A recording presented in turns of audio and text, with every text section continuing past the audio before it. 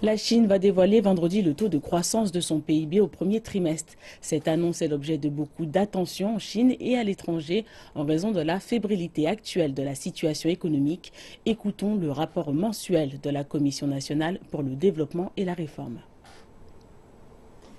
Les prévisions font état d'un ralentissement de la croissance du PIB chinois à un niveau jamais vu depuis la crise financière. Mais pour les responsables du planificateur économique chinois, la Chine a consommé plus d'électricité au premier trimestre 2016 qu'au premier trimestre 2015. Et le rythme de la croissance de sa consommation a quadruplé en un an. Nous avons constaté une demande en électricité plus forte dans les secteurs des services et des ménages, ce qui a conduit à une hausse de 3% de la consommation d'électricité au premier trimestre. Le secteur industriel a lui aussi consommé légèrement plus d'électricité au premier trimestre, renversant ainsi la tendance à la baisse. La consommation de diesel, qui reflète l'activité industrielle et agricole, a quant à elle fait un bond de 3% en mars, après 2 mois de baisse. Par ailleurs, la Chine a approuvé pour 850 millions de dollars d'investissements en actifs immobilisés au mois de mars. Les analystes indiquent que la Chine table sur de tels investissements pour soutenir la production économique.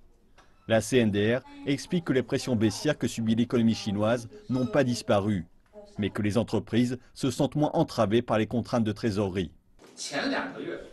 Grâce à la reprise de la demande et à la moindre baisse des prix de sortie d'usine, les entreprises du secteur industriel chinois ont enregistré des bénéfices de 35,5 milliards de yuan au cours des 2 premiers mois de l'année, soit une hausse de 4,8%. Ceci constitue une inversion de la tendance à la baisse de 2015. Il s'agit de la première hausse depuis juin. Étant donné le fait que le crédit continue de croître plus vite que le PIB et qu'il devrait encore croître plus vite que le PIB cette année, nous pensons qu'il y a encore de la marge pour la croissance, mais que ce modèle est limité. De plus, étant donné que cet argent va vers le gouvernement ou vers des organisations ayant des garanties gouvernementales, l'allocation de ces fonds n'est peut-être pas la plus efficace pour ces nouveaux crédits. Le problème est également connu de la Banque populaire de Chine, alors que les sociétés chinoises multiplient les acquisitions et investissements à l'étranger. Ces derniers mois ont montré que tout choc touchant la stabilité du système financier chinois est susceptible de déclencher la panique parmi les investisseurs du monde entier. Les analystes expliquent que la Banque centrale chinoise est prête à augmenter son offre de monnaie pour atteindre les objectifs de croissance, ainsi qu'à aider les entreprises plombées par la dette à se refinancer.